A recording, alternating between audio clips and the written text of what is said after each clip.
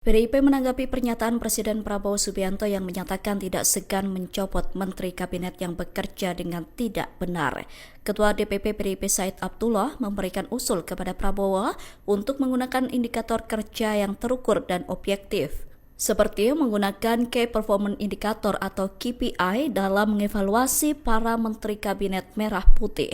Said mengatakan sejatinya Presiden memiliki hak prerogatif untuk melakukan evaluasi atas kinerja para menteri, sebab mereka dipilih dan diangkat oleh Presiden, serta menjalankan tugas sebagai pembantu kepala negara. Dengan demikian, reshuffle kabinet merupakan kepentingan strategis Presiden. Pernyataan itu disampaikan Said Didu pada Minggu 19 Oktober.